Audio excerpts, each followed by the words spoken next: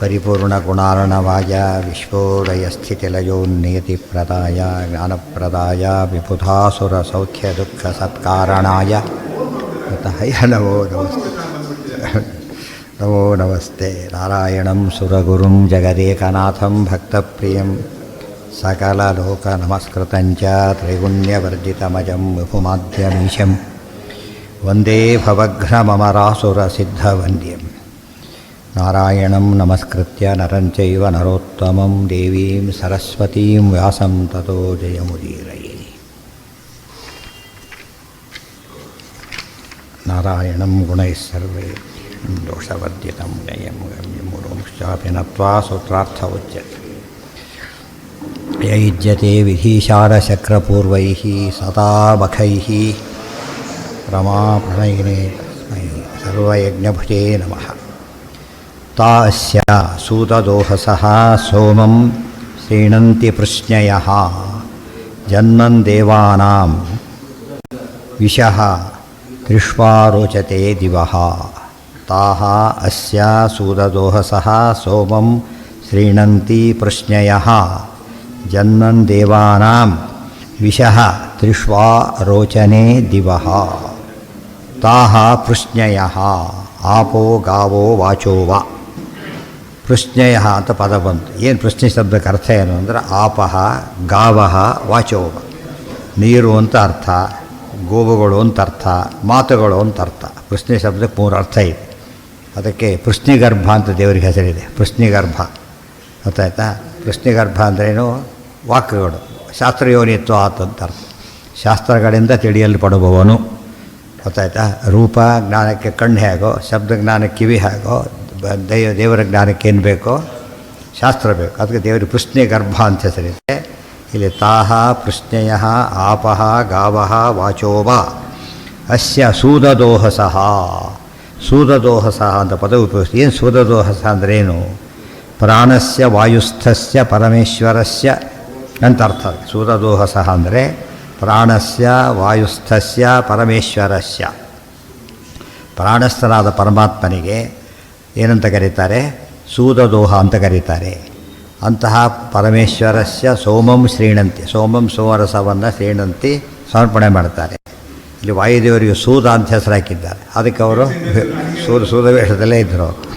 ಸೋಮಂ ಶ್ರೀಣಂತಿ ಅಧ್ವಿರ್ಹಿ ಸಂಸೃಷ್ಟೋ ಭವತಿ. ಸೋಮಃ ಪಯಃ ಆದಿನಾ ವಾ ಶ್ರಿತೋ ಭವತಿ. ಅಧ್ವಿರ್ಹಿ ಸಂಸೃಷ್ಟೋ ಭವತಿ. ಮುಂದೇನಿದೆ?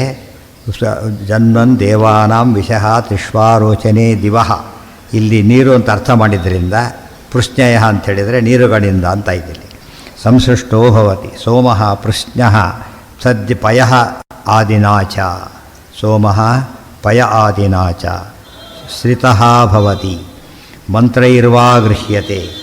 ನೀರು ಆಮೇಲೆ ಮಂತ್ರಗಳು ಜೊತೆಗೆ ವಾಯುದೇವರ ಅನುಗ್ರಹ ಇವೆಲ್ಲ ಸೇರಿ ಉಳಿದ ದೇವತೆಗಳಿಗೆಲ್ಲ ಮುಟ್ಟುತ್ತೆ. ದೇವರಿಗೆ ವಾಯುದೇವರಿಂದಲೇ ಸಮರ್ಪಿತವಾಗುತ್ತೆ. ಅಥ ಸೂದದೋಹಾಹ ಪ್ರಾಣೋ ವೈ ಸೂದದೋಹಾಹ ಇತಿ ಶ್ರುತೇಶ್ಚ. ಶ್ರುತಿನೇ ಹೇಳ್ತಾ ಇದೆ. ಸೂದದೋಹ ಶಬ್ದಕ್ಕೆ ನೀವೇನೋ ಮಾತುರ ಅರ್ಥ ಮಾಡಿಬಿಟ್ರಿ ಅಂತ ಅರ್ಥ ಅಲ್ಲ. ಶ್ರುತಿನೇ ಹೇಳ್ತಾ ಇದೆ ಪ್ರಾಣೋ ವೈ ಸೂದದೋಹಾಹ ಅಂಥೇಳಿ. ಇದು ಶ್ರುತೇಶ್ಚ. ಅದೇನು ವಿವರಣೆ ಮಾಡ್ತಾರೆ. ಅದಕ್ಕೆ ಕೂಡ ಸೂದೋದೋಹ ಶಬ್ದ ಹೇಗೆ ಬಂತು ಅಂದರೆ ಸೂದ ದೋಹ ಅಂತಿದೆ. ಶೋಭನಂ ಉದಂ. ಸೂದ ಅಂತ ಹೇಳಿದ ಅರ್ಥ ಏನಾಯಿತು? ಉದ ಅಂದರೆ ನೀರು, ಸೂದ ಅಂದ್ರೇನು? ಉತ್ತಮವಾದ ಉತ್ಕೃಷ್ಟವಾದ ಸಾಧೋದಕ ಅಂತ ಕರಿತೇವಲ್ಲ ಹಾಗೆ ಉತ್ತಮವಾದ ನೀರು.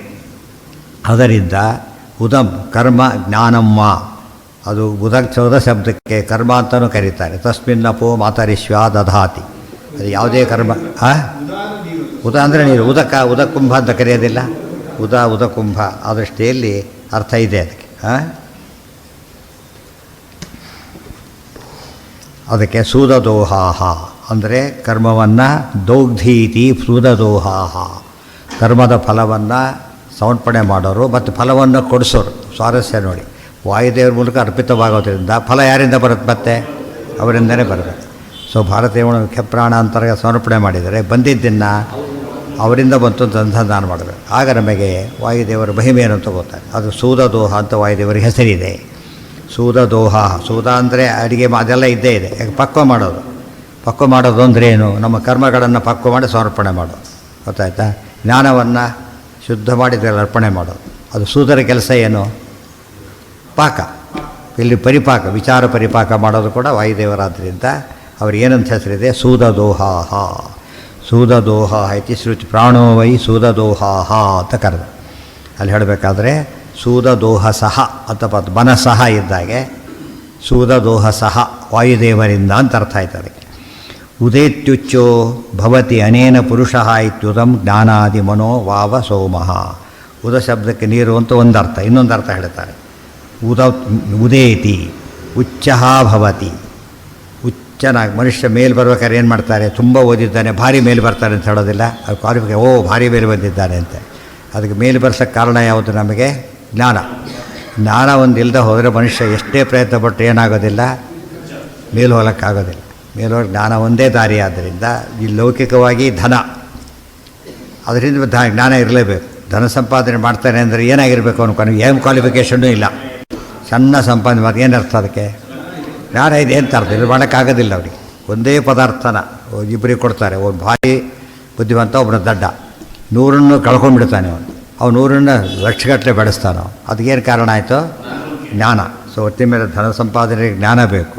ಅದು ಮೋಕ್ಷ ಅಂಬುದು ಧನ. ಅದು ಸಂಪಾದನೆಗೆ ಏನು ಬೇಕು? ಅದು ಶಾಶ್ವತ ಧನ, ಮತ್ತು ಪರಿಪೂರ್ಣ ಧನ.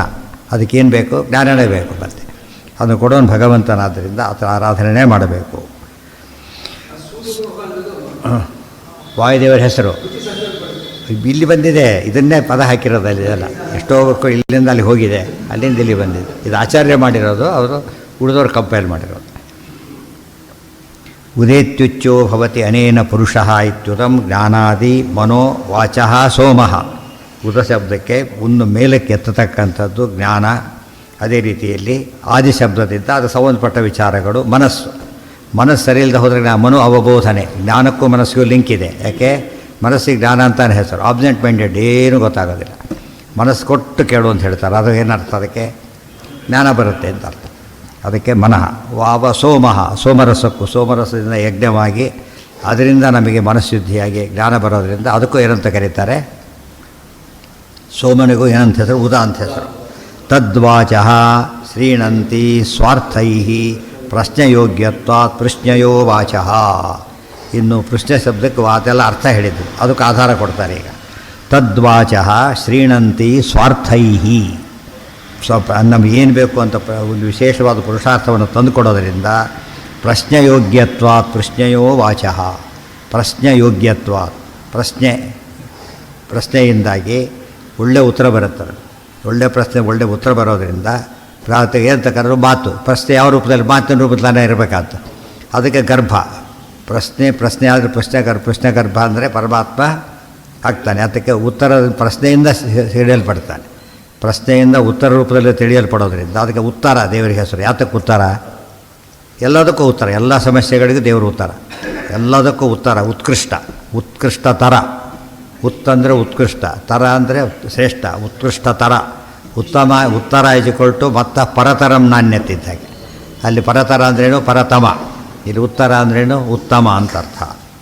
ಅದಕ್ಕೆ ಪ್ರಶ್ನೆ ಗರ್ಭ, ಪ್ರಶ್ನೆ ಗರ್ಭ ಉತ್ತರ ತಾರಾಯಣ. ಸೊ ಶಾಸ್ತ್ರೀಯೋನಿತ್ವ ಅಂತಲೇ ಅರ್ಥ ಆಯ್ತು.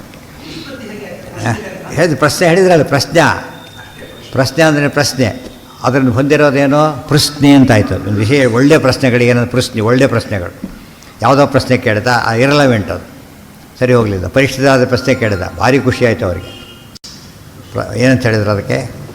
ವರೀಯಾನೇಷತೆ ಪ್ರಶ್ನ ಕೃತೋ ಲೋಕಹಿತಂ ನೃಪ. ಈ ಪ್ರಶ್ನೆಗೆ ಎಷ್ಟು ಉಪಯೋಗ ಆಯ್ತು? ಈಗ ಲೋಕಕ್ಕೆ ಉಪಕಾರ ಆಯಿತು ಅಂತ ಪ್ರಶ್ನೆ. ಒಂದು ಪ್ರಶ್ನೆ ಮಾಡಿದ ಪರ್ಸನಲ್ ಪ್ರಾಬ್ಲಮ್ ಕೇಳ್ತಾನೆ, ಅದು ಉಳಿದವರಿಗೆ ಉಪಯೋಗ ಆಗಲ್ಲ. ಅದರಿಂದ ಅವನಿಗಷ್ಟೇ ಉತ್ತರ. ಕೆಲವು ಸಾರ್ವತ್ರಿಕ ಪ್ರಶ್ನೆ ಕೇಳಿದಾಗ ಏನಾಗುತ್ತೆ? ಅದು ಎಲ್ಲರಿಗೂ ಉಪಯೋಗ ಆಗುತ್ತೆ. ಆ ದೃಷ್ಟಿಯಿಂದ ಬಾವಿ ತೋರಿಸಿದ್ರೆ ಎಷ್ಟು ಜನಕ್ಕೆ ಉಪಯೋಗ ಆಗುತ್ತೆ? ತೊಟ್ಟಿ ಕಟ್ಟಿಸಿದೆ ಅವನಿಗಷ್ಟೇ ಅದು. ತೊಟ್ಟಿ ಕಟ್ಸೋಕ್ಕೂ ಖರ್ಚಾಗತ್ತೆ, ಬಾವಿಗೂ ಖರ್ಚಾಗತ್ತೆ. ಈ ಖರ್ಚಿನ ಪ್ರಯೋಜನ ಇವನು ಒಬ್ಬನಿಗೇನೆ. ತೀರಲ್ಲಿ ಬಿಟ್ಟೆ ಮನೆಯವ್ರಿಗೆ ಆದೀತು ಅಷ್ಟೇ, ಬೇರೆಯವರಿಗಿಲ್ಲ. ಬಾವಿ ಹಾಗಲ್ಲ. ಮತ್ತು ಇವನು ಹೋದರೂ ಬಾವಿ ಇರುತ್ತೆ, ತೊಟ್ಟಿ ಹಾಗೆಲ್ಲ ಇರೋದಿಲ್ಲ. ತುಂಬಿಸ್ಬೇಕು ನೀವು ಯಾವಾಗಲೂ. ಅದಕ್ಕೆ ಅದೇ ಕೊಡೋದಿಲ್ಲ. ತೊಟ್ಟಿ ತುಂಬಿಸಿದ ನೀರು ಕೊಡ್ತದೆ ಅಷ್ಟೇ. ಬಾವಿ ಅಲ್ಲಿಂದನೇ ಬರೋದು. ಅದು ನದಿ ಇನ್ನೂ ದೊಡ್ಡದು. ನದಿ ಹರಿತಿದ್ರೆ ಬಾವಿ ನೀರು ಬರೋದು. ಆದ್ದರಿಂದ ಇನ್ನೂ ದೊಡ್ಡ ಸಮುದ್ರ ಮೂಲ ಆಕಾರ. ಇದೆಲ್ಲ ಯೋಚನೆ ಮಾಡಿದರೆ ಪ್ರಶ್ನೆಗಳೆಲ್ಲ ಎಷ್ಟು ಉಪಯುಕ್ತವಾಗಬೇಕು ಎಂಬುದಕ್ಕೆ ನಿದರ್ಶನ ಇದೆ. ಎಷ್ಟೋ ಧಾರ್ಮಿಕ ಪ್ರಶ್ನೋತ್ತರ ಅಂತ ಕೇಳ್ತಾರಲ್ಲ, ಅಂಥ ಪ್ರಶ್ನೆಗೆ ಉತ್ತರ ಕೊಟ್ಟರೆ ಉಪಯೋಗ ಆಗುತ್ತೆ. ಪರ್ಸನಲ್ ಪ್ರಾಬ್ಲಮ್ ಕೇಳ್ತಾ ಕೂತ್ಕೊಂಡ್ಬಿಟ್ರೆ ಏನಾಗುತ್ತೆ ಅದು ಹುಡುಗರಿಗೆ ರಿಲೆವೆಂಟ್, ಅದು ಅವ್ರಿಗೆ ಸಾಲ್ವ್ ಆಗಲೇ ಬಿಡಲಿ, ಅವ್ರಿಗೆ ಬೇಕಿಲ್ಲ.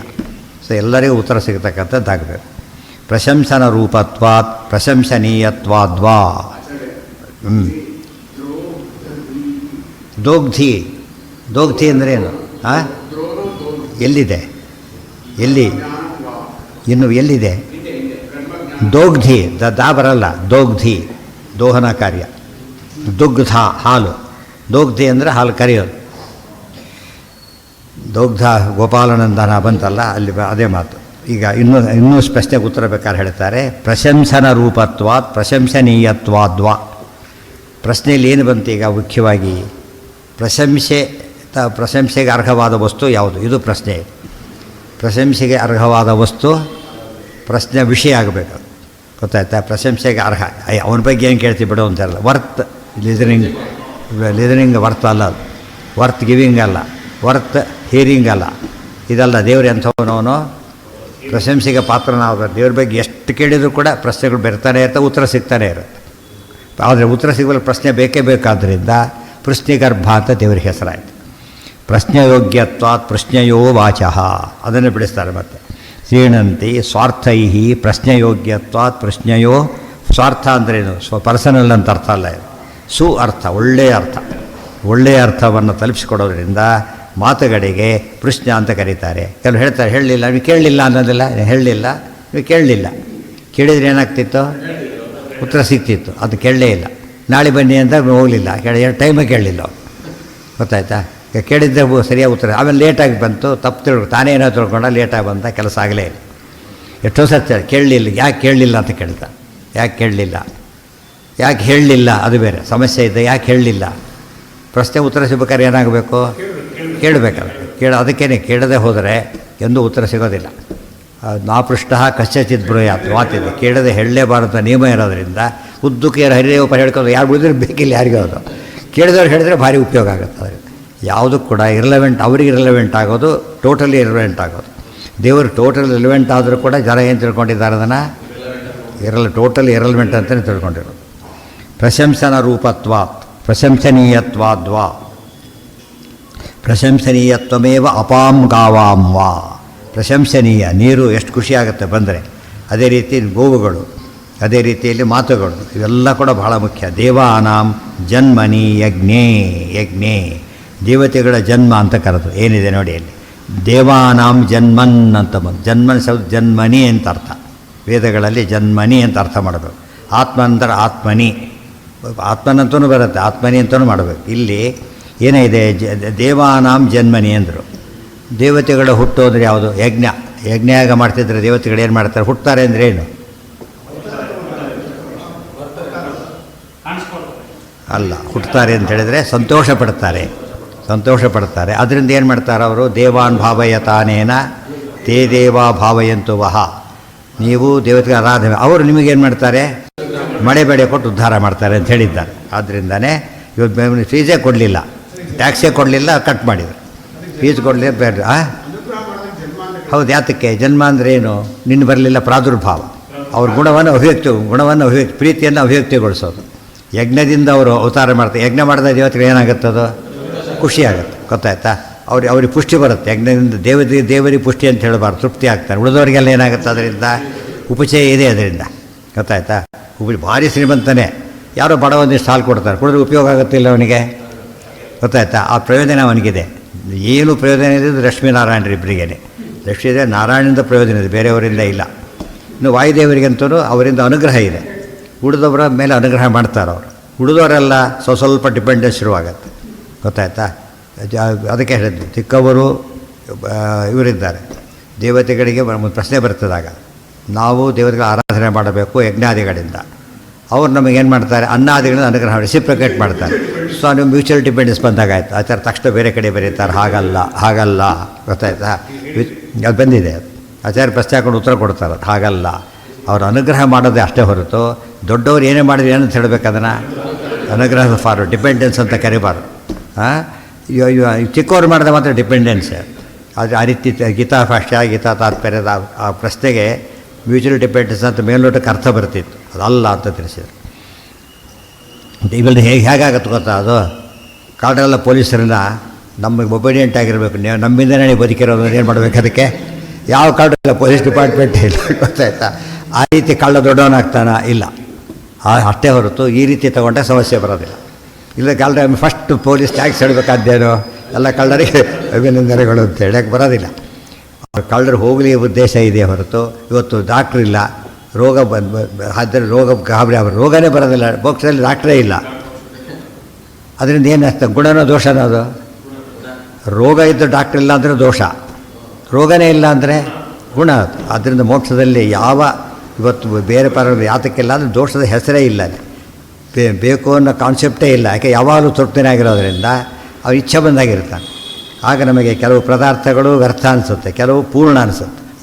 ಪೂರ್ಣ ಇದ್ದಾಗ ಬೇಕಾಗಿಲ್ಲ, ಮತ್ತು ಹಸಿವಾಗಿದೆ ಏನು ತಿನ್ನಕ್ಕೆಲ್ಲ ಒದ್ದಾಡ್ತಾನೆ, ಎಲ್ಲ ತಿನ್ನಕ್ಕಿದೆ ಹಸಿವಿನೇ ಇಲ್ಲ, ಯೋಚನೆ ಇಲ್ಲ ಅವನಿಗೆ. ಆ ರೀತಿ ಇರ್ತಾರೆ.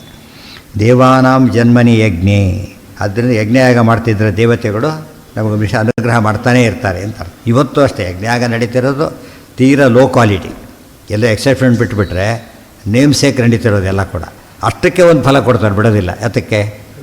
ಅಟೆಂಡೆನ್ಸ್ಗೆ ಒಂದು ಸಂಬಳ ಬರುತ್ತಲ್ಲ, ಆ ಥರ ಒಂದು ಅಟೆಂಡೆನ್ಸ್ ಆಗಿ ಏನು ಕೆಲಸ ಮಾಡದೆ ಹೋದರೂ ಕೂಡ ಅವನು ಆಬ್ಸೆಂಟ್ ಅಂತ ಮಾರ್ಕ್ ಮಾಡೋಂಗಿಲ್ಲ ಅವನ್ನ, ಮತ್ತು ಪ್ರೆಸೆಂಟ್ ಅಂತ ಮಾಡಲಿ, ಅದನ್ನು ಬಿಡೋದು ಆ್ಯಕ್ಷನ್ ಏನೇ ತೊಗೊಳ್ಳಿ ಆಕೆ ಸಾಕಾಗಿಲ್ಲ. ಅದಕ್ಕೆ ಯಜ್ಞಯಾಗಾದಿಗಳನ್ನು ಯಾವಳು ಕೆಲವೆಲ್ಲಾದರೂ ಮಾಡಿ, ಅದಕ್ಕೊಂದು ಮಹತ್ವ ಇದೆ. ದೇವಾನಾಂ ಜನ್ಮನಿ ಯಜ್ಞೆ ತತ್ರ ಹಿ ತೇಷಾಂ ಅಭಿವ್ಯಕ್ತಿ, ನೋಡಿ ಸ್ಪಷ್ಟ ಬರೀತಾರೆ, ಅಭಿವ್ಯಕ್ತಿ ಪೂರ್ವಂ ಜ್ಞಾನೇವ. ಅಭಿವ್ಯಕ್ತಿ ಆಗೋದಲ್ಲಿ ಯಾವಾಗ ನಾವು ಸ್ವಾಹ ಅಂತ ಹೇಳ್ತೇವೆ ತಕ್ಷಣ ಏನು ಮಾಡ್ತಾವರು? ರಿಸೀವ್ ಮಾಡ್ಲಿಕ್ಕೆ ಬರ್ತಾರೆ. ಅದಕ್ಕೆ ಗೀತಾ ಮತ್ತು ಒಳ್ಳೆ ಕಥೆ ಹೇಳ್ತಾರೆ. ಜಾನಶ್ರುತಿ ರಾಜ ಯಜ್ಞ ಮಾಡ್ತಾಯಿದ್ದ, ಎಷ್ಟು ಚೆನ್ನಾಗಿ ಯಜ್ಞ ಮಾಡ್ತಾಯಿದ್ದ ಅಂದರೆ ದಿನ ಬೆಳಗಾದರೆ ಯಜ್ಞ. ದೇವತೆಗಳು ಯೋಚನೆ ಮಾಡಿ ಸುಮ್ಮನೆ ವಾಪಸ್ ಹೋಗಿ ಬರೋ, ಇಲ್ಲೇ ಇದ್ಬಿಟ್ರೆ ವಾಸಿ ಅಂತ, ಗೊತ್ತಾಯ್ತಾ? ಅದು ಭಾರಿ ಚೆನ್ನಾಗಿದೆ. ದೇವತೆಗೆಲ್ಲ ವಾಸ ಮಾಡಿ ಶುರು ಮಾಡಿಬಿಟ್ರು. ಅದು ಒಳ್ಳೆಯ ಪೊಯಿಟ್ರಿ, ಅದು ಒಳ್ಳೆಯ ಪವರ್ಫುಲ್ ಎಕ್ಸ್ಪ್ರೆಷನ್. ಅದು ದಿವಸ ಬಡಸಲ್ಲೇ ಊಟ ಮನೆಗೆ ಹಾಕೋಗಿ ಬರ್ತಾರೆ, ಎರಡು ಊಟ ತಿಂದ ಮನೆ ಬಾಡಿ ಕೊಟ್ಟು ಇಲ್ಲೇ ಎದ್ದು ಬಿಡ್ತಾರೆ ಅಷ್ಟೇ. ಇರ್ಲಿಕ್ಕೆ ಜಾಗ ಬೇರೆ ಕೊಟ್ಟರೆ ಈಗ ಹೋಗೋದಿಲ್ಲ ಜನಗಳು. ಆ ರೀತಿ ಆಯಿತು ಅಂತೇಳಿ ದೇವತೆಗಳು ಯಜ್ಞಯಾಗ ಮಾಡ್ತಿದ್ದರೆ ನೆಲೆಸಿ ಬಿಡ್ತಾರೆ, ಮನೆಯಲ್ಲೇ ವಾತಾವರಣ ಶುರುವಾಗಿಬಿಡುತ್ತೆ. ದೇವತೆಗಳು ಬಂದರು ಯಾವ ಪೊಲೀಸ್ ಬೇರೆ ಮೇಲೆ ಓಡಾಡ್ತಿದ್ರೆ ಕಾಳ ಬರೋದಿಲ್ಲ, ಸುಮ್ಮನೆ ಒಂದು ರೌಂಡ್ ಹೋಗ್ತಿದ್ರೆ ಸಾಕು, ಹುಷಾರಾಗಿಬಿಡುತ್ತಾರೆ. ಒಂದು ಮನೆಯಲ್ಲೇ ದೇವತೆಗಳಿದ್ದರೆ ಈವಿಲ್ ಫೋರ್ಸಸ್ ಬರೋದಿಲ್ಲ. ಆದ್ದರಿಂದ ಅದು ವೈಷ್ಣವವಾದಿಗಳ ಯಜ್ಞನೇ ಅದು. ವೈಷ್ಣವ ಒಂದು ಕಡೆ ನೋಡಿದರೆ ಪಾಪ ಪರಿಹಾರ, ಇನ್ನೊಂದು ದೃಷ್ಟಿಯಿಂದ ದೊಡ್ಡ ಪ್ರೊಟೆಕ್ಷನ್. ಅದು ದೇವತೆಗಳೆಲ್ಲ ಇರ್ತಾರೆ. ಆದ್ದರಿಂದ ಬ್ರಹ್ಮಯಜ್ಞ ಯಜ್ಞ, ಅದು ವೈಷ್ಣವ ಯಜ್ಞ, ದೇವ್ರ ಪೂಜೆ ಅದು ಯಜ್ಞ, ದೊಡ್ಡ ಯಜ್ಞ ಅದು. ದೇವಾನಾಂ ಜನ್ಮನಿ ಯಜ್ಞ ಬಲಿ ಎಲ್ಲವೂ ಅದಿಷ್ಟು ಯಜ್ಞನೇ. ಏನು ಕೊಡ್ತೀವಿ ಅದಿಷ್ಟು. ಇನ್ನೊಬ್ಬರಿಗೆ ನೀರು ಕೊಟ್ಟರೆ ಯಜ್ಞ ಶುರುವಾಯ್ತಲ್ಲ, ಆಗಲೇ ಒಳಗೆ ದೇವರಿದ್ದಾರೆ, ಅವ್ರ ಬಾಯೇ ಯಜ್ಞ ಕೊಂಡ ಇದ್ದಾಗೆ, ಅಲ್ಲಿ ಬಿಸಿಯಾಗಿರುತ್ತದೆ, ಅದೇ ಯಜ್ಞ ಇದ್ದಾಗೆ. ಅನುಸಂಧಾನ ಇದ್ದರೆ ಕೊಡೋ ನೀರು ಯಜ್ಞ. ಇಲ್ಲದೆ ಹೋದರೆ ಯಜ್ಞನೂ ಬರೀ ಬೆವರು ಅಷ್ಟೇ. ಧೂಪತಾಂತ ಅಂತ ಕರೀತಾರೆ, ಕಣ್ಣು ತುಂಬ ಹೊಗೆ ಬಡಿಸ್ಕೊಂಡು ಒದ್ದಾಡ್ತಾನೆ ಹೊರತು ಉಪಯೋಗ ಇಲ್ಲ. ಆದರೆ ಅಗ್ನಿಮುಗ್ಧ ಧೂಪತಾಂತ ಅಂತ ಭಾಗವತ ಹೇಳ್ತದೆ. ಹೊಗೆ ಬರೆಸ್ಕೊಂಡಿದ್ದಷ್ಟೇ, ಏನು ಕೆಲಸ ಇಲ್ಲ, ಗೊತ್ತಾಯ್ತಾ? ಅದು ಹತ್ತಲೇ ಇಲ್ಲ, ಏನು ಪ್ರಯೋಜನ ಅದರಿಂದ? ಟಿಸ್ ಅಂತಾರಲ್ಲ, ಹಾಗೆ ಏನು ಉಪಯೋಗ ಆಗಲಿಲ್ಲ. ಟುಸ್ ಅಂತ ಪಟಾಕಿ ಟುಸ್ ಆದಾಗ ಏನಾಯಿತು? ವೇಸ್ಟ್ ಆದ, ಬೆಂಕಿ ಹಚ್ಚಿದ್ದೆ ಹೊರತು ಅದೇನಿಲ್ಲ. ಆ ರೀತಿ ಆಗಬಾರ್ದು. ಅದಕ್ಕಾಗಿ ದೇವಾನಾಂ ಜನ್ಮನಿ ಯಜ್ಞೆ ತತ್ರ ಹಿ ತೇಷಾಂ ಅಭಿವ್ಯಕ್ತಿ ಪೂರ್ವಂ ಜ್ಞಾನೇವ.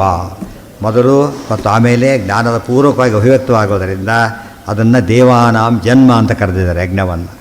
ವಿಷಃ ಪ್ರಜಾಶ್ಚ ಶ್ರೀಣಂತಿ, ಪ್ರಜೆಗಳೆಲ್ಲ ಬದುಕ್ತಾರೆ. ಮುಖ್ಯತಃ ತಾಯೇವ ಶ್ರೀಣಂತಿ ಇತಿ, ತೃಪ್ತರಾಗ್ತಾರೆ ಅಂತ, ಪುಷ್ಟರಾಗ್ತಾರೆ, ತೃಪ್ತರಾಗ್ತಾರೆ.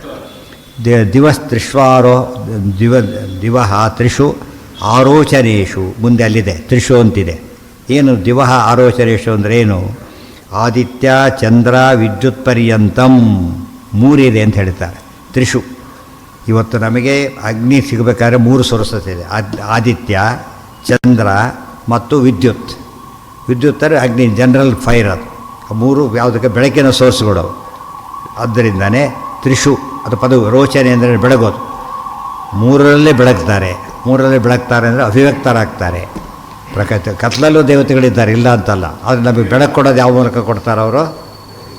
ಬೆಳಕಿಗೆ ಈ 3ಗಳಲ್ಲಿದ್ದು ಕೊಡ್ತಾರೆ. ಸೂರ್ಯನಲ್ಲಿದ್ದು, ಚಂದ್ರನಲ್ಲಿದ್ದು, ಅಗ್ನಿಯಲ್ಲಿದ್ದು ಕೊಡ್ತಾರೆ. ಆದ್ದರಿಂದ ಮಿಂಚು, ಇಲ್ಲಿ ವಿದ್ಯುತ್, ಜನರಲ್ ವಿದ್ಯುತ್ತನ್ನು ಸಿಕ್ಕಾಬಟ್ಟಿ ಬೆಂಕಿ, ಅದು ಗೊತ್ತಾಯ್ತಾ?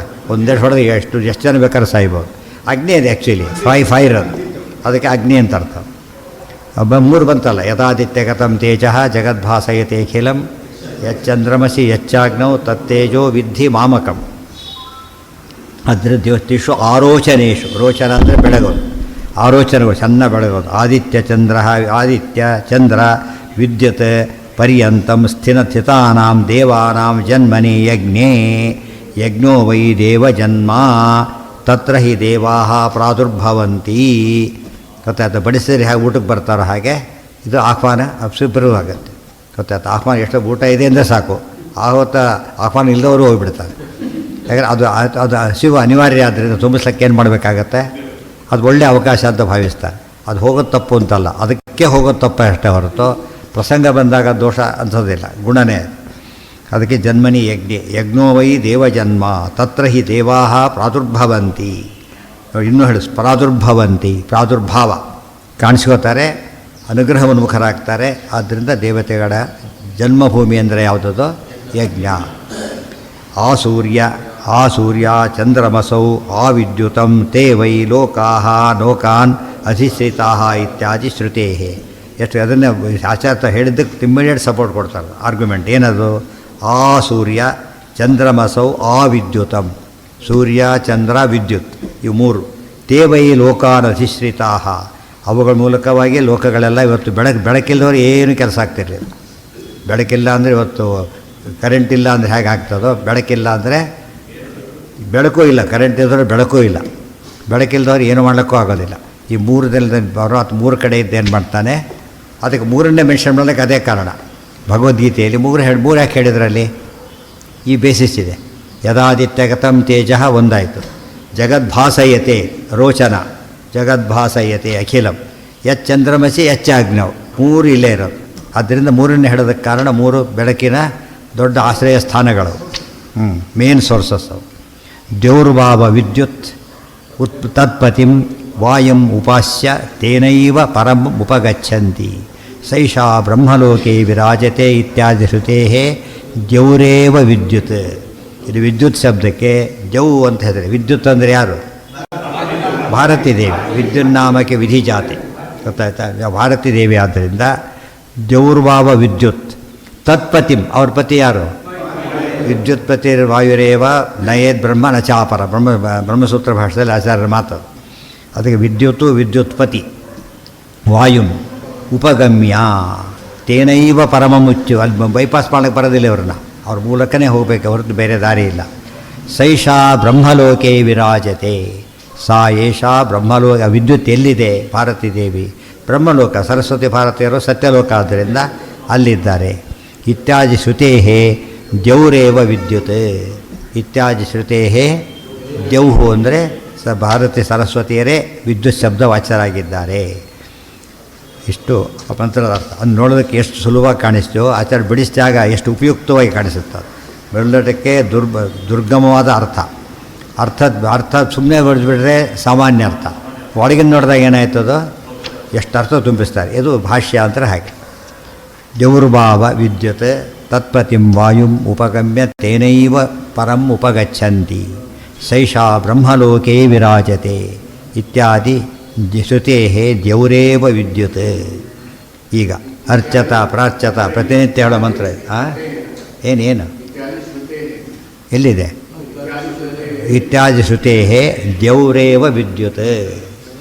ಅರ್ಚತ ಪ್ರಾರ್ಚತ ಎಲ್ಲಿ ಹೇಳಬೇಕಿದ್ರೆ ದಿವಸ ಹೇಳಬೇಕು, ಮಂಗಳಾರತಿ ಕಾಲಕ್ಕೆ ಹೇಳೋ ಶ್ಲೋಕ ಇದು. ಅರ್ಚತ ಪ್ರಾರ್ಚತ ಪ್ರಿಯ ಮೇಧಾಸೋ ಅರ್ಚತ ಅರ್ಚಂತು ಪುತ್ರಕಾಹ ಉತಪುರಂ ನಾ ಧೃಷ್ಣು ಅರ್ಚತ. ಏನಿದೆ?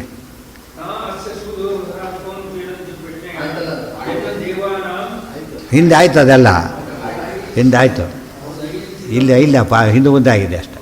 ಇದು ಕ್ರಮ ಇದೆ, ಕ್ರಮದಲ್ಲೇ ಇರೋದು. ಯಾಕೆಂದರೆ ಆರ್ಡರ್ ಕೂಡ ಹಾಗೇನೆ ಹೇಳಿದ ಕೊಟೇಶನ್ ಕೊಟ್ಟು ಮುಂದೆ ಬರ್ತಾ ಇದ್ದಾರೆ. ಹಾಗೆ ಅರ್ಚತ ಸಂದೇಶ, ಪೂಜೆ ಮಾಡಿ ಅಂತ ಹೇಳಿದರು. ಪೂಜೆ ಮಾಡಿ. ಪ್ರಾರ್ಚತ ಚೆನ್ನಾಗಿ ಮಾಡಿ. ಇನ್ನೂ ಕೂಡ ಬರೀ ಹೆಸರಿ ಪೂಜೆ ಅಂತ ಆಗಬಾರ್ದು. ಹೇಗಾಗಬೇಕು? ಹೆಸರಿ ಪೂಜೆನೇ ಆಗೋದು. ದೇವ್ರ ನೈವೇದ್ಯತೆ ಏನಾಗಿರೋದಿಲ್ಲ ಅನ್ನೋದೆಲ್ಲ ಎಷ್ಟು ಇಟ್ಟಿರ್ತಾರೆ.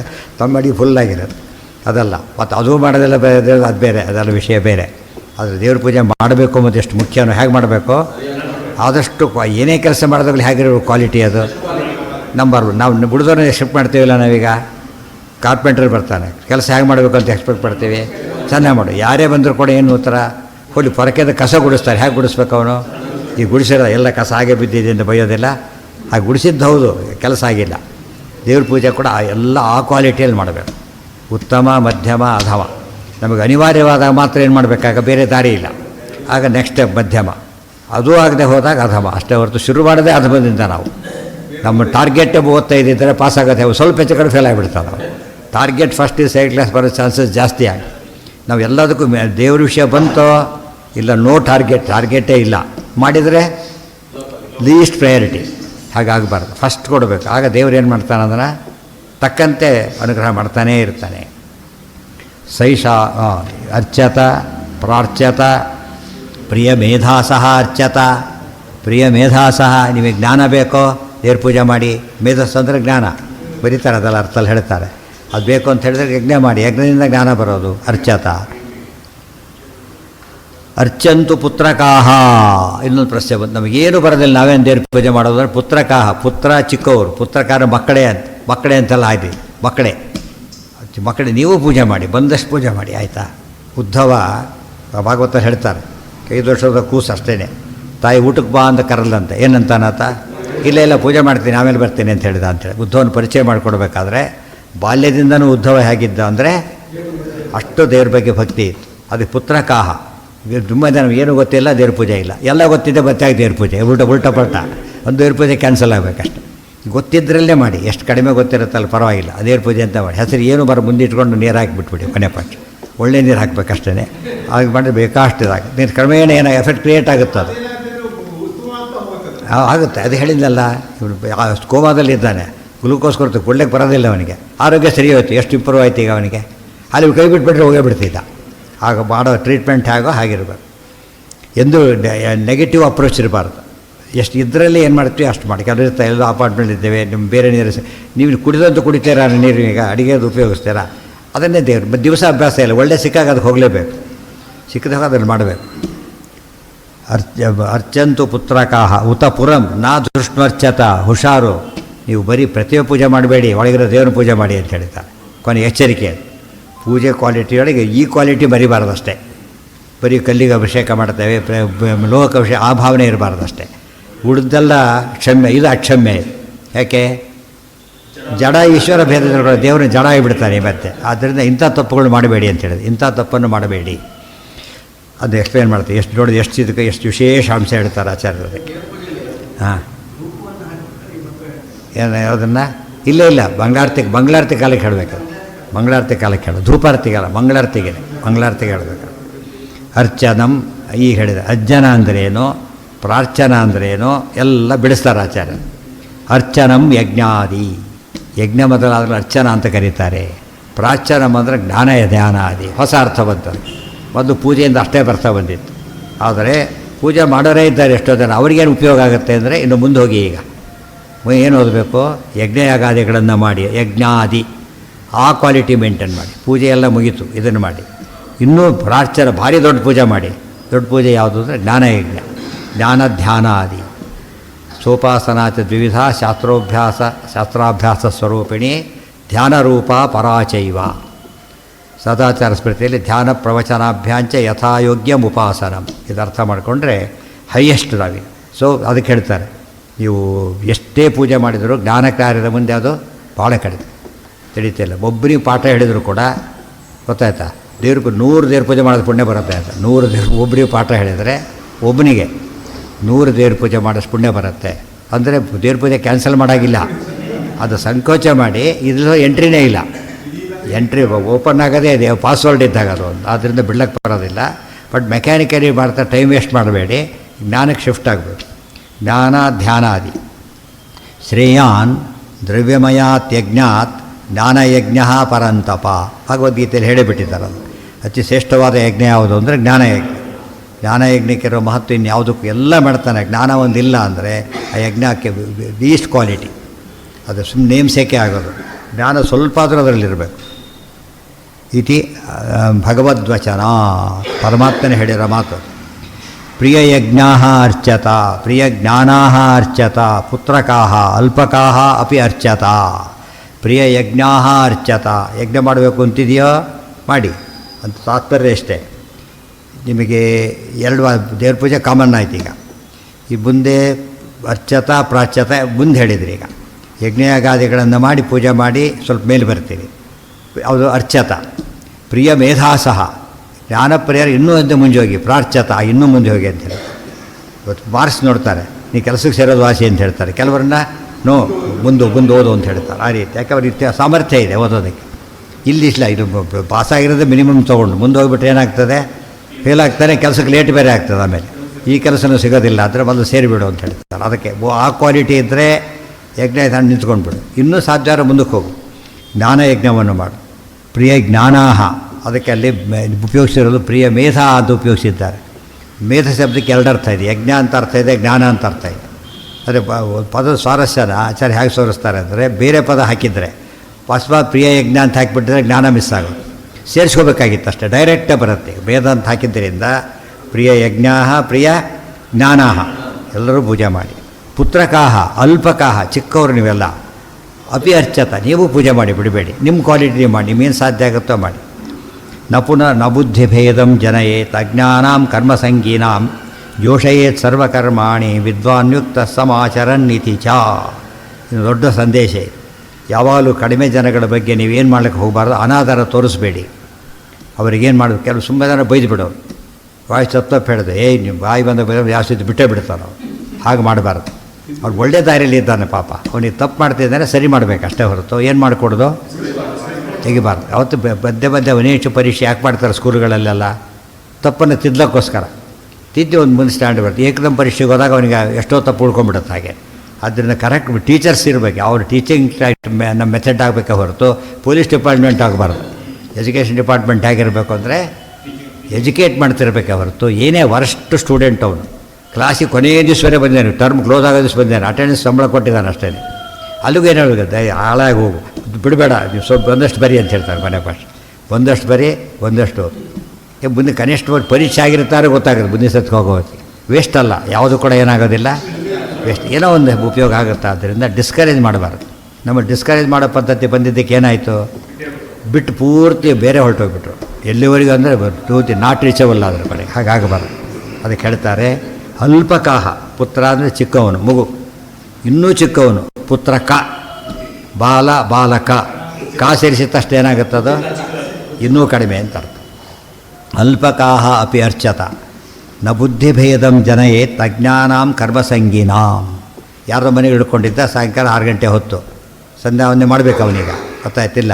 ಅವನು ಏನೋ ವ್ಯವಸ್ಥೆ ಇದೆ, ಬಾಳೆ ಏನೋ ಮಾಡ್ಕೊಂಡಿದ್ದಾನೆ. ಇಷ್ಟಾದರೂ ಕೂಡ ಸಂಧ್ಯಾ ವಂದನೆ ಅವರೆಲ್ಲ ನೋಡ್ತಾವೋ ಇಷ್ಟು ದೊಡ್ಡವರು ಮಾಡ್ತಾರೆ, ನಾವು ಮಾಡಬೇಕು ಭಾವನೆ ಬರುತ್ತೆ ಅವ್ರಿಗೆ. ಅದರಲ್ಲಿ ಪ್ರೇರೇಪಣೆ ಮಾಡಬೇಕು. ಇವನು ಬಿಟ್ಟ ಅವ್ರು ಮಾಡೋರು ನಿಲ್ಲಿಸ್ಬಿಡ್ತಾರೆ. ಆಮೇಲೆ ಇಷ್ಟು ದೊಡ್ಡ ಬಿಟ್ಟು ನಾವು ಯಾಕೆ ಮಾಡೋ. ಇವನು ಮನುಷ್ಯ ಸಾಮಾನ್ಯವಾಗಿ ಕೆಟ್ಟದನ್ನು ಬೇಗ ಫಾಲೋ ಮಾಡ್ತಾನೆ, ಒಳ್ಳೆಯದನ್ನು ಎತ್ತಿ ಹೇಳಿ ಮಾಡಿಸ್ಬೇಕು. ಅದಕ್ಕೆ ನಿಮಗೇನು ಯಾವುದೇ ಸಮಯದಿಂದರೂ ಕೂಡ ಆ ಸಮಯದಲ್ಲಿ ಮಾಡಬೇಕಾದ ಕೆಲಸವನ್ನು ನೀವು ಮಾಡಿಬಿಟ್ರೆ ಅಷ್ಟಕ್ಕೆ ಒಂದು ಪಾಠ ಆಯ್ತು ಅವ್ರಿಗೆ. ಬಾಯಿ ಬಿಟ್ಟು ಪಾಠ ಹೇಳಿದ್ದಲ್ಲ, ಅದರ ಅವ್ರ ಆಚರಣೆ ಒಳ್ಳೆ ಅಂತ ತಿಳ್ಕೊತಾರೆ, ನಾವೂ ಮಾಡಬೇಕು ಅನ್ನೋ ಭಾವನೆ ಬರುತ್ತೆ. ಆದ್ದರಿಂದ ಬುದ್ಧಿಭೇದ ಕಲ್ಪನೆ ಮಾಡಬಾರ್ದು. ಬುದ್ಧಿಭೇದ ಅಂದ್ರೇನು, ಬುದ್ಧಿಯಲ್ಲಿ ಕನ್ಫ್ಯೂಷನ್ ಕ್ರಿಯೇಟ್ ಮಾಡೋದು, ಬುದ್ಧಿಯಲ್ಲಿ ಒಡಕುಟ್ಸೋದು ಮಾಡಬೇಡಿ, ಸಂಶಯ ಹುಟ್ಟಿಸೋಕ್ಕೆ ಹೋಗಬೇಡಿ.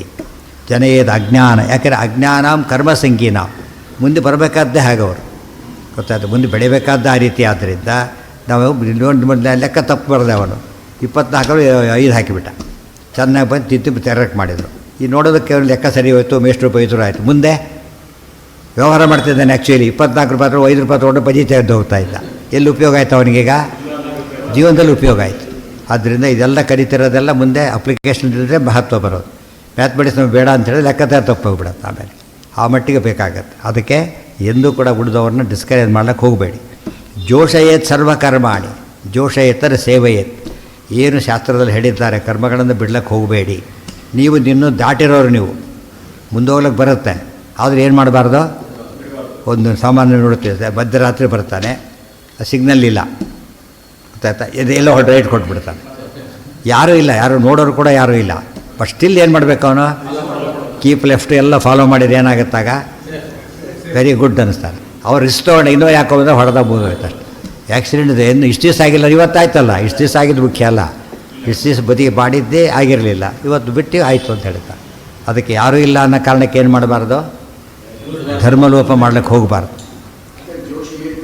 ಸೇವಯೇತ್ ಅಂತ ಜೋಷ ಇದು ಇದೆ ಭಗವದ್ಗೀತೆಯ ಮಾತೇ ಅದು. ಜೋಷಯೇತ್ ಸರ್ವಕರ್ಮಾಣಿ ಅಂತ ಹೇಳ್ಬೇಕಾದ್ರೆ ಅದೇ ಮಾತು ಬಂದಿದೆ. ಸರ್ವಕರ್ಮಾಣಿ ಇದೇ ಭಗವದ್ಗೀತೆ ಮಾತೇ ಹೇಳ್ತಿರೋದೀಗ. ವಿದ್ವಾನ್ ಯುಕ್ತ ಸಮಾಚಾರ, ಅದು ಒಂದು ಡಿಫ್ರೆನ್ಸ್ ಇದೆ.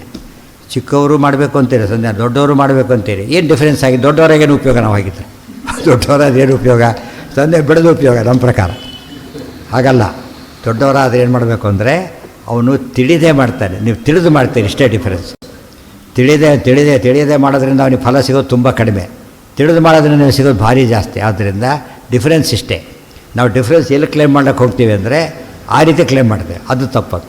ಇಷ್ಟೆಲ್ಲ ಜ್ಞಾನ ಸಂಪಾದನೆ ಮಾಡಿದ ಮೇಲೆ ಮತ್ತೆ ಕರ್ಮದ ಬಂಧನ ಇಟ್ಟರೆ ಏನು ಉಪಯೋಗ ಅಂತ ಕೇಳಿದರೆ ಹಾಗಲ್ಲ, ಸರಿಯಾಗಿ ಕರ್ಮ ಮಾಡೋದೇ ಉಪಯೋಗ ಅದೇ ಹೊರತು ಬೇರೆ ಅಲ್ಲ. ಜೋಷಯೇತ್ ಸೇವಯೇತ್, ಸೇವಯೇತ್ ಅಂದರೆ ಮಾಡತಕ್ಕದ್ದು ಅಂತ. ಭಜ ಸೇವಾಯ ಜೋಷಯೇತ್ ಸರ್ವಕರ್ಮಾಣಿ ವಿದ್ವಾನ್ ಯುಕ್ತ. ಇದು ಮುಖ್ಯ. ಯುಕ್ತ ಅಂದರೆ ಏನು? ಮನೋಯುಕ್ತ, ಜ್ಞಾನಯುಕ್ತ, ಯೋಗಯುಕ್ತ. ಅವನಿಗೆ ಅದಿಲ್ಲ, ನಿಮಗೆ ಅದಿದೆ, ಅದನ್ನು ಮಾಡಿ ಅಂತ ಹೇಳ್ತಾರೆ. ವಿದ್ವಾನ್ ಯುಕ್ತ ಸಮಾಚರನ್ನಿತಿ ಚ ಉತ ಶಬ್ದಾತ್ ಜ್ಞಾನಿನಾಮಪಿ ಅರ್ಚನಂ ಯುಕ್ತಂ ಶಾಸ್ತ್ರಮಾನುಸಾರೇಣ ಇತಿ. ಉತ ಹೇಳಿದ್ರಿಂದ ಜ್ಞಾನಿಗಳಾದವರು ಕೂಡ ಏನು ಬೇದೇವ್ರ ಪೂಜೆ ಇತ್ಯಾದಿ ಬಿಡುಕೊಡೋದು. ಅವನು ಆ್ಯಕ್ಚುಲಿ ಮಾನಸ ಪೂಜೆ ಮಾಡ್ತಾನೆ ಬೇಕಾದರೆ, ಅದು ಮಾನಸ ಪೂಜೆ ನಂಬರ್ 1 ಅದು. ಆದರೆ ಜನಕ್ಕೆ ಅದು ಅರ್ಥ ಆಗೋದಿಲ್ಲ. ಅದಕ್ಕೇನು ಮಾಡಬೇಕು? ಈ ಪೂಜೆನೂ ಮಾಡಲೇಬೇಕು ರೀ. ಒಂದು ಪೂಜೆ ಫಲನೂ ಬರುತ್ತೆ, ಜೊತೆ ಉಳಿದವ್ರಿಗೆ ತಿಳಿಸ್ಕೊಟ್ಟು ಪುಣ್ಯ ಬರುತ್ತೆ. ಆ ಪುಣ್ಯ ಡೆವಲಪ್ ಅವನು ಮತ್ತೊಬ್ಬನಿಗೆ ದೊಡ್ಡ ಸ್ಟ್ರೀಮ್ ಕ್ರಿಯೇಟ್ ಆಗುತ್ತೆ. ಗೊತ್ತಾಯ್ತಾ? ಇವನು ಮಾಡಿದ್ದು ನೋಡಿ ಅವನು ಮಾಡ್ದ, ಅದು ನೋಡಿ ಇನ್ನೊಬ್ಬನು ಮಾಡ್ದ, ಒಳ್ಳೆ ಇನ್ನು ಕೆಟ್ಟದನ್ನು ಮಾಡ್ದ, ಅದು ಅದೇ ಸ್ಟ್ರೀಮ್ ಕಂಟಿನ್ಯೂ ಆಗುತ್ತೆ. ಮತ್ತೆ ಕೆಟ್ಟದ್ದಕ್ಕೆ ನಾವೇನಾದ್ರು ಪ್ರೆಸಿಡೆನ್ಸ್ ಕ್ರಿಯೇಟ್ ಮಾಡ್ಕೊಂಡ್ಬಿಟ್ರೆ ಏನಾಗುತ್ತೆ? ಅಲ್ಲಿಗೆ ಎಷ್ಟೋ ಜನ ತಪ್ಪುಗಳು ಭಾರಿ ನಾವು ಹೊರಬೇಕಾಗುತ್ತೆ. ಅದೇ ಒಳ್ಳೆ ಕೆಲಸ ಮಾಡಿಬಿಟ್ಟಾಗೆ ಆ ಪುಣ್ಯದ ಫಲ ಬರಲಿಕ್ಕೆ ಶುರುವಾಗುತ್ತೆ. ಅನ್ನೋಯಿಂಗ್ಲಿ ಎಷ್ಟೋ ಒಳ್ಳೇದಾಗ್ತಿರುತ್ತೆ. ಕಾರಣ ಈಗ ನಾವು ಮಾಡಿದ್ದಲ್ಲ, ಅದು ಯಾವಾಗಲೂ ಮಾಡಿದ್ದು ಎಲ್ಲೋ ಬರ್ತಾ ಇರುತ್ತೆ. ಅದು ಎಷ್ಟೋ ಸರಿ ರಿಟೈರ್ಮೆಂಟ್ ಯಾಡಾಗ್ತದೆ, ಇದಕ್ಕೆ ಅರಿಯಲ್ಸ್ ಅಂತ ಯಾತಕ್ಕಂತ ತಕ್ಷಣ ಗೊತ್ತಾಗೋದೇ ಇಲ್ಲ, ಗೊತ್ತಾಯ್ತಿಲ್ಲ. ಇದು ಬಂದಿದೆ ಖುಷಿ ಇರುತ್ತೆ ಅಷ್ಟೇ ಹೊರತು ಡೀಟೇಲಾಗಿ ನೋಡಿದಾಗ ಯಾತಕ್ಕೆ ಗೊತ್ತಾಗುತ್ತೆ. ಅದನ್ನ ನಮಗೆ ಗೊತ್ತು, ನಮ್ಮದೇ ಅಕೌಂಟ್ ಅದೇ ಭಾರಿ ಏನಲ್ಲ, ಅದು ಸ್ವಲ್ಪ ಇರುತ್ತೆ, ಅಷ್ಟೇ ಮರ್ತೋಗ್ಬಿಟ್ಟಿರುತ್ತೆ. ಇದು ಕರ್ಮ ಅಂದರೆ ದೊಡ್ಡ ಮಹಾಪ್ರವಾಹ.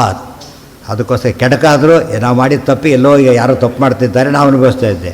ನಾವು ತಪ್ಪು ಮಾಡಿಲ್ಲ, ಈಗ ನಾವು ಎಂದೋ ತಪ್ಪು ಮಾಡಿ ಯಾರೋ ನೋಡಿ ಯಾರೋ ತಪ್ಪು ಮಾಡ್ತಾ ಇದ್ದಾರೆ, ಅದ್ರ ಎಫೆಕ್ಟ್ ನಮಗೆ ಬಂದಿದೆ. ಯಾರೋ ಸ್ವಿಚ್ ಆನ್ ಮಾಡದೆ ಆಫ್ ಮಾಡದೆ ಹೋಗಿದ್ರೆ ನಮಗೆ ಶಾಕ್ ಹೊಡಿಯುತ್ತಲ್ಲ, ಹಾಗೆ ಹುಷಾರಾಗಿರ್ಬೇಕು. ಪ್ರಿಯ ಯಜ್ಞ ಅರ್ಚತ, ಪ್ರಿಯ ಜ್ಞಾನಾ ಅರ್ಚತ ಪ್ರಾರ್ಚತ ಉತ ಶಬ್ದಾತ್ ಜ್ಞಾನಿನಾಮಪಿ ಅರ್ಚನಂ ಯುಕ್ತಂ. ಅವರು ಅರ್ಚನೆ ಮಾಡಬೇಕು ಸ್ವಾಶ್ರಮಾನುಸಾರೇಣ, ಅದು ಮುಖ್ಯ. ಒಂದು ವರ್ಣ ಹೇಳಲಿಲ್ಲ ಆಚಾರ್ಯ, ಯಾತಕ್ಕೆ? ಎಲ್ಲರಿಗೂ ಕಾಮನ್ ಆದ್ದರಿಂದ ವರ್ಣ ಹೇಳಿದೆ. ಆಶ್ರಮದಲ್ಲಿ ವ್ಯತ್ಯಾಸ ಆಗುತ್ತೆ, ಆಶ್ರಮದಲ್ಲಿ ಪೂಜಾ ಕ್ರಮದಲ್ಲಿ ವ್ಯತ್ಯಾಸ ಆಗುತ್ತೆ. ಯಾಕೆಂದರೆ ಅವ್ರ ಪೂಜೆ ವಿಶೇಷ ಆಗುತ್ತೆ, ಯತಿಗಳದ್ದು ಬೇರೆ ಕೆಲಸ ಇಲ್ಲ ಅವರಿಗೆ, ಅದೇ ಪ್ರಧಾನ.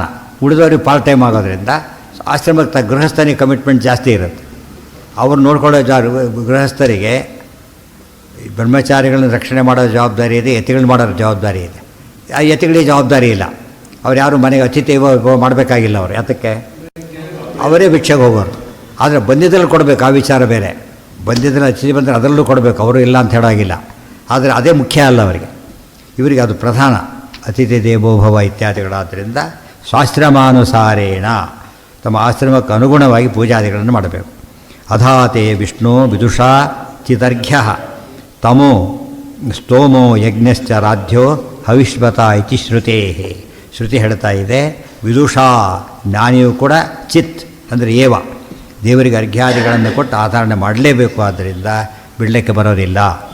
ಕಿಂ ತದರ್ಚನೀಯಂ ಅಂತ ಪ್ರಶ್ನೆ ಬಂತು. ಏನು ಅರ್ಚನೆ ಮಾಡಬೇಕು ಅಂದರೆ ದೃಷ್ಟಂ ಪರಬ್ರಹ್ಮ ವಾಸುದೇವಾಖ್ಯಂ, ದೇವರು ಪೂಜೆ ಮಾಡಿ. ಪುರಂ ದೇಹಂ ನ ಅರ್ಚತ, ಪ್ರತೀಕ ಪೂಜೆ ಮಾಡೋದಲ್ಲ. ನ ಪ್ರತೀಕೆ ನಹಿಸ ಬ್ರಹ್ಮಸೂತ್ರ, ಗೊತ್ತಾಯ್ತಾ? ದೇವರೊಳಗೆ ಯಾರಿದ್ದಾರೆ, ಅದು ಪ್ರತಿಯೊಳಗೆ ಇದು ಪುರ ಅಂತ ಬ್ರಾಡ್ ಸೆನ್ಸ್ ಉಪಯೋಗಿಸಿದರು. ಯಾರೋ ಬಂದ ಬಾಯಾರಿಕೆ ಆಯ್ತು, ನೀರು ಕೊಟ್ಟ. ಮೊದಲು ಜಡದ ಹೇಗೆ ನೀರು ಕೊಟ್ಟಿದ್ದಲ್ಲ, ಒಡಗಿರೋ ಚೇತನಕ್ಕೆ. ಅದೂ ಅಲ್ಲ, ಒಡಗಿರೋ ಪರಮಾತ್ಮನೇ ಕೊಟ್ಟಿದ್ದು. ಅದು ಕರೆಕ್ಟ್ ಯಜ್ಞ. ಅದು ಗೊತ್ತಾಯ್ತಾ? ಬರೀ ದೇಹಕ್ಕೆ ತಿಳ್ಕೊಂಡ್ರೆ ವರಷ್ಟು, ಮತ್ತು ಅದೂ ಕೊಡಲಿಲ್ಲ, ವರಷ್ಟಲ್ಲೂ ವರಷ್ಟು. ಬರೀ ದೇಹ ಅಲ್ಲ, ಒಳಗೆ ಚೇತನ. ಆ ಚೇತನೊಳಗೆ ಭಾರತೀಯ ಮುಖ್ಯ ಪ್ರಾಣ ಅಂತರ್ಗತ ನಾರಾಯಣ. ಆ ರೀತಿ ತಿಳ್ಕೊಬೇಕೇ ಹೊರತು ನಾವೆಲ್ಲ ಎಷ್ಟೋ ಒಳ್ಳೆ ಕೆಲಸ ಮಾಡಿದರೂ ಕೂಡ ಜಂಟ್ಲಮನ್ ಅವನು. ದೇವ್ರ ರೂಪದೆಲ್ಲ ಭಾರಿ ಜಂಟ್ಲಮನ್, ಅದು ಪದ್ಧತಿ. ಅದು ದೇವ್ರ ಪೂಜೆ ಮಾಡೋದೆಲ್ಲ ಜಂಟ್ಲಮನ್. ಅರ್ಥ ಏನು, ಸೋಷಿಯಲಿ ಸರಿ ಇದ್ದಾನೆ ಅಂತ ಅಷ್ಟೇ ಅರ್ಥ. ಸ್ಪಿರಿಚುವಲಿ ಸರಿ ಇರೋದಲ್ಲ ಅದು. ಸ್ಪಿರಿಚುವಲಿ ಸರಿ ಇರಲಿಕ್ಕೆ ಏನಾಗಬೇಕು, ದೇವರಲ್ಲಿ ಎಂಡಾಗದೆ ಹೋದರೆ ಅದೇ ಅಲ್ಲೇ ಅದು ದೇವರು ರೀಚ್ ಆಗಲೇಬೇಕು. ಹಾಂ, ದೃಷ್ಣು ಬೇರೆ ಪದ, ಅದು ಪದಗಳೇ ಬೇರೆ, ಗೊತ್ತಾಯ್ತಾ? ನಿಶಮ್ಯ ನಿಶಾಮ್ಯ ಎಷ್ಟು ವ್ಯತ್ಯಾಸ ಇದೆ, ಎರಡು ಒಂದೇ ರೀತಿ ಕಾಣುತ್ತೆ. ನಿಶಮ್ಯ ಅಂದ್ರೇನು, ನಿಶಾಮ್ಯ ಅಂದ್ರೇನು, ಯಾವುದಕ್ಕೆ ಕೇಳೋದು ಯಾವುದಕ್ಕೆ ನೋಡೋದು. ನಿಶಮ್ಯ ನಿಶಾಮ್ಯದಲ್ಲಿ ಹಾಂ ನಿಶಾಮ್ಯ ನೋಡೋದು, ನಿಶಾಮ್ಯ ನೋಡೋದು, ನಿಶಮ್ಯ ಕೇಳೋದು. ಕಿಂ ತದರ್ಚನೀಯಂ ದೃಷ್ಣು ದೃಷ್ಟಂ ಪರಂ ಬ್ರಹ್ಮ ವಾಸುದೇವಾಖ್ಯಂ. ವಾಸುದೇವ ಪದ ಮತ್ತೆ ಮತ್ತೆ ಉಪಯೋಗಿಸ್ತಾರೆ, ಮೋಕ್ಷ ಕೊಡೋ ರೂಪ ಅಂತ ಹೇಳೋದಕ್ಕೋಸ್ಕರ ಅದು ಸ್ಪೆಸಿಫಿಕ್ಕಾಗಿ ಹೇಳ್ತಾರೆ. ಪುರಂ ದೇಹಂ ನ ಅರ್ಚತ, ದೇಹದ ಪೂಜೆ ಪ್ರತಿಮಾ ಪೂಜೆ ಮಾಡೋದಲ್ಲ, ಅದು ಇಟ್ಕೊಂಡಿರಬೇಕು. ಅನುಸಂಧಾನ ಒಳಗೆ ಅಂತ ಅರ್ಥ ಮಾಡಬೇಕು. ಮತ್ತು ಯಾರು ಫೋಟೋಕ್ಕೆ ಯಾರು ನೀರು ಕುಡ್ಲಿಕ್ಕೆ ಕೊಡ್ತಾರೆ, ಫೋಟೋ ಗಿಟಗಳಿಗೆ ಲೈಫ್ ಇಲ್ಲ ಅದಕ್ಕೆ. ಹಾಗಾಗುತ್ತೆ, ಅನುಸಂಧಾನದ ಕೊಟ್ಬಿಟ್ರೆ ಜಡ ಪದಾರ್ಥ ಕೊಟ್ಟಾಗುತ್ತೆ ಹೊರತು ಚೇತನ ಕೊಟ್ಟಾಗ ಆಗೋದಿಲ್ಲ. ಅದಕ್ಕೆ ಏನು ಆಧಾರ, ಭಾಗವತ ಕೋಟ್ ಮಾಡ್ತಾರೆ. ಪ್ರತ್ಯುದ್ಗಮ ಪ್ರಶ್ರಯಣ ಅಭಿವಾದನಂ ವಿಧೀಯತೆ ಸಾಧು ಮಿಥಸ್ಸು ಮಧ್ಯಮೆ ಪ್ರಾಜ್ಞೈ ಪರಸ್ಮೈ ಪುರುಷಾಯ ಚೇತಸ ಗುಹಾಶಯಾಯೈವ ನ ದೇಹಮಾನಿನೇ ಇತಿ ಭಾಗವತೆ.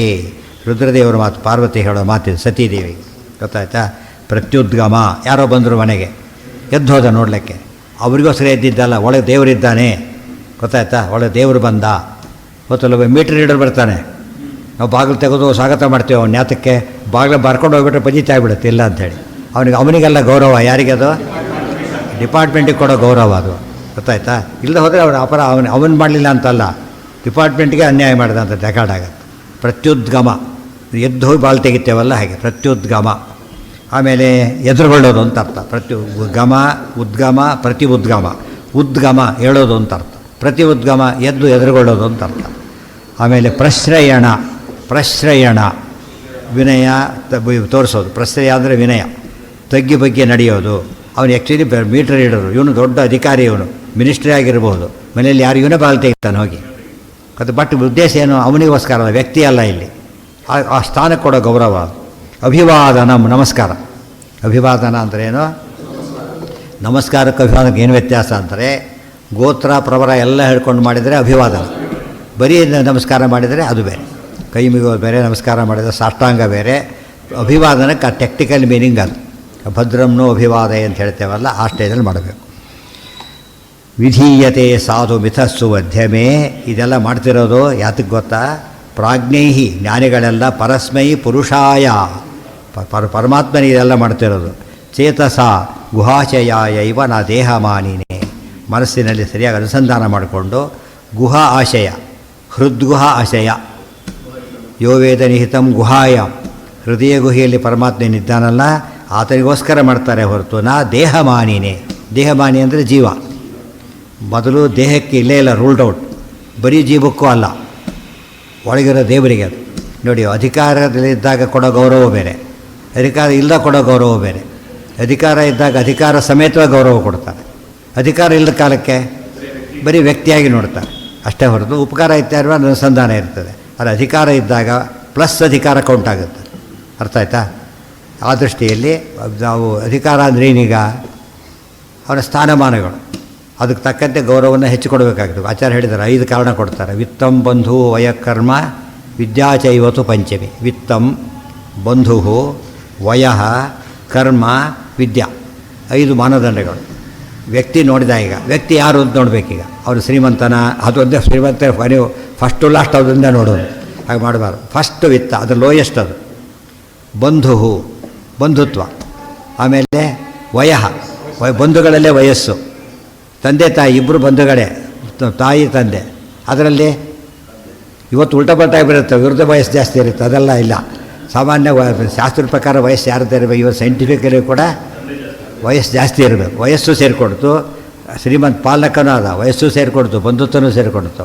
ಕರ್ಮ ದೊಡ್ಡ ಅಚೀವ್ಮೆಂಟ್. ಕರ್ಮ ಅಂದ್ರೇನು, ಸಾಧನೆ. ಅದಕ್ಕಿಂತ ದೊಡ್ಡದು ಜ್ಞಾನ. ಇವತ್ತು ಲೋಕದಲ್ಲಿ ಉಳ್ಕೊಂಡಿದೆ. ಎಂತೆಂಥ ದೊಡ್ಡ ದೊಡ್ಡ ಅಧಿಕಾರಿಗಳಾದರೂ ಕೂಡ ಡ್ಯಾಡಿ ನಡ್ಕೊಂಡ್ರೆ ತೀರಾ ಸಾಮಾನ್ಯವಾಗಿ ನಮಸ್ಕಾರ ಮಾಡೋ ಪದ್ಧತಿ ಇದೆ. ಇನ್ನೇನೆಲ್ಲ ವಿತ್ತ ಬಂದು ಯಾವುದೂ ಇಲ್ಲ ಅವರಿಗಿಲ್ಲ. ಅದು ಒಂದೇ ಇದ್ದರೂ ಹೈಯೆಸ್ಟ್, ಅದು ಅರ್ಥ ಆಯ್ತಾ? ಉಳಿದು 4 ಇಲ್ಲ, ವಿದ್ಯೆ ಮಾತ್ರ ಜಾಸ್ತಿ ಇದೆ, ಅದು ಗೌರವ ಕೊಡಬೇಕು ಅಂತ ಹೇಳ್ತಾರೆ. ಅರ್ಥ ಆಯ್ತಾ? ಈ ದೃಷ್ಟಿಯಲ್ಲಿ ಒಂದಕ್ಕೊಂದು ಉತ್ತರೋತ್ತರ ಈಕ್ವಲ್ ಅಲ್ಲ ಇವೆಲ್ಲ. ಒಂದಕ್ಕೆ ಉತ್ತರೋತ್ತರ ಮೇಲೆ ಹೋಗ್ತಾ ಹೈಯೆಸ್ಟ್ ಆಗ್ತವೆ, ಹೈಯರ್ ಆ್ಯಂಡ್ ಹೈಯೆಸ್ಟ್. ಅದು ತಾರತಮ್ಯ. ಆ ಕ್ರಮದಲ್ಲಿ ಮಾಡಬೇಕೇ ಹೊರತು ಬರೀ ದೇಹಕ್ಕಲ್ಲ, ಬರೀ ದೇಹಮಾನಿಗೂ ಅಲ್ಲ. ಇನ್ನೊಂದು ವಿಶೇಷ ಸಂದರ್ಭವನ್ನು ಹೇಳ್ತಾರೆ, ಅದನ್ನು ಹೇಳಬೇಕು, ಇಲ್ಲೇ ಹೇಳಬೇಕಲ್ಲ, ಮರ್ತೋಗುತ್ತೆ. ಸ್ವದೇಹಮಾನಿ ಹರಯೇ ಪ್ರಣಮೇತ್ ಕೇವಲಾಯವ ನ ದೇಹಾಯ ನ ತನ್ಮಾನ ಪರಾಯ ಚ ಕಥಂಚನ ಇತಿ ವ್ಯಾಸಸ್ಮೃತೌ ಪುನರಚ್ಯತೆ ಇತಿ ತಾತ್ಪರ್ಯಾರ್ಥ. ಸದೇಹಮಾನಿ ಹರಯೇ ಪ್ರಣಮೇತ್ ಕೇವಲಾಯವ. ಯಾರೋ ದೊಡ್ಡವರು ಬಂದರು ಇವತ್ತು, ನಮಗೆ ಗೊತ್ತಿರಾಗ ಅವನು ಅಧಿಕಾರಿ, ಅವನು ವರ್ಸ್ಟ್ ಫೆಲೋ, ಕರಪ್ಟ್ ಆಫೀಸರ್, ಅವನು ಡಿಸ್ಮಿಸ್ ಆಗಿಲ್ಲ, ಸರ್ವಿಸಲ್ಲಿ ಇದ್ದಾನೆ ಇನ್ನೂ ಕೂಡ. ಅವನಿಗೆ ನಮಸ್ಕಾರ ಹೊಡಿಬೇಕು. ಯಾತಕ್ಕೆ ಅಂದರೆ ಅವನಿಗಲ್ಲ, ಯಾರಿಗದು? ಅಧಿಕಾರಕ್ಕೆ ಮಾತ್ರ. ಒಳ್ಳೆ ಪ್ರಾಮಾಣಿಕ, ಅವನಿಗೂ ನಮಸ್ಕಾರ, ಅವ್ರಿಗೂ ನಮಸ್ಕಾರ, ಎರಡು. ಅವನ ವ್ಯಕ್ತಿ ಕೆಟ್ಟವನು, ಅವನು ಕೂತಿರೋ ಸ್ಥಾನ ದೊಡ್ಡದು, ಹಾಗೆ ಸ್ಥಾನಕ್ಕೆ ಗೌರವ ಕೊಡಬೇಕು. ಅದು ಇಲ್ಲ ಅಂತ ಹೇಳಕ್ಕೆ ಕೊಡಲೇಬೇಕು. ಇವತ್ತಿಗೂ ಕೂಡ ಅದು ವ್ಯಾಲಿಡ್, ಅದು ಗೊತ್ತಾಯ್ತಾ? ಅವನ ಅಯೋಗ್ಯ ಡಿಸ್ಮಿಸ್ ಆದ ಆಗ ಆ ಗೌರವ ಪ್ರಶ್ನೆ ಹೊರಟೋಯ್ತು. ವ್ಯಕ್ತಿ ಅಷ್ಟೇ, ಬರೀ ಒಳ್ಳೆಯವನಾದ ರಿಟೈರ್ ಆದ ಗೌರವ ಇದೆ. ಯಾತಕ್ಕೆ? ಅಧಿಕಾರದ ಗೌರವ ಅಲ್ಲ ಇದು, ಅದು ಒಳ್ಳೆ ಥರದ ಗೌರವ. ಇದೆಲ್ಲ ತಿಳ್ಕೊಂಡಾಗ ಆದರೆ ಇಷ್ಟೆಲ್ಲ ಮಾಡಿದರೂ ಕೂಡ ಅದು ಲೋಕ ಆಯಿತಷ್ಟೇ. ಸದೇಹಮಾನಿ ಹರಯೇ ನಮಸ್ಕಾರ ಮಾಡ್ತಾರೆ. ಮುಖ್ಯವಾಗಿ ಯಾರಿಗೆ? ನಾವೀಗ ದೇವರಿಗೆ. ಅದು ಎಲ್ಲ ಕೆಲಸಕ್ಕೂ ಕಾಮನ್, ಅದು ಮಾಡಬೇಕು. ಒಳ್ಳೆಯವನ ಅವನು ಭಾರಿ ಅಯೋಗ್ಯನಾದಾಗ ಬರೀ ದೇವರಿಗೆ, ಅವರಿಗಿಲ್ಲ. ಬರೀ ದೇವರಿಗೆ ಮಾಡೋದೇ ಹೊರತು ಅವರ ಅಂತರ್ಯಾಮಿ ದೇವರಿಗೆ ಹೊರತು ಅವನಿಗಿಲ್ಲ. ಒಳ್ಳೆಯವನಾಗಿದ್ದರೆ ಅವರಿಗೂ ನಮಸ್ಕಾರ, ಅಂತರ್ಯಾಮಿ ಪರಮಾತ್ಮ ನಮಸ್ಕಾರ. ಎಷ್ಟು ವಿಷಯ ಹೇಳ್ತಾರೆ, ಇದೆಲ್ಲ ಗೊತ್ತಾದರೆ ಆಚಾರ್ಯ ಒಂದೊಂದು ಗ್ರಂಥದಲ್ಲೂ ಕೂಡ ಸಂದೇಶಮಯ, ಅದು ತುಡುಕ್ತಾ ಇರುತ್ತೆ. ಅದು ನಿದರ್ಶನ ಇದೆ. ಮುಂದೆ ಬಂತು ಮತ್ತೆ ಅರ್ಚತಾ ಪ್ರಾಚ್ಯತ ಅಂದರು, ಮತ್ತೆ ಅರ್ಚತ ಅಂದರು. ಯಾತಕ್ಕೆ ಅಂದರೆ ತಾತ್ಪರ್ಯಾರ್ಥ, ಬಿಡಲೇಬಾರ್ದು ಅಂತ ಒತ್ಕೊಳ್ಳೋದಕ್ಕೋಸ್ಕರ ಅರ್ಚತ ಅಂತ ಹೇಳಿದ್ದಾರೆ. ಮತ್ತು ಪ್ರಾಚ್ಯತ ರಿಪೀಟ್ ಮಾಡಬೇಕು. ಅದನ್ನು ಕೂಡ ಒಂದು ಹೇಳಿದ ಮೇಲೆ ಉಳಿದೆಲ್ಲ ಕೂಡ ರಿಪೀಟ್ ಆಗುತ್ತೆ. ಇದು ಒಂದು ಶ್ಲೋಕಕ್ಕಿನ ಅರ್ಥ ಇದೆ. ಭಾಳ ಅಪೂರ್ವವಾದಂಥ ಅರ್ಥಗಳನ್ನು ಈ ಶ್ಲೋಕಕ್ಕೆ ಹೇಳಿದ್ದಾರೆ. ಅನುಸಂಧಾನ ಇರಲಿ ಅಂತಲೇ, ಮುಖ್ಯ ಅನುಸಂಧಾನ ಬರೀ ಪ್ರತಿಮೆಗಲ್ಲ ಅಂತ ತಿಳ್ಕೊಂಡು ಮಂಗಳಾರತಿ ಇತ್ಯಾದಿ ಮಾಡಬೇಕಾದ್ರೆ ಉಪಯೋಗಿಸ್ಬೇಕಲ್ಲ. ಉಳಿದಿದ್ದು ನಾಳೆ.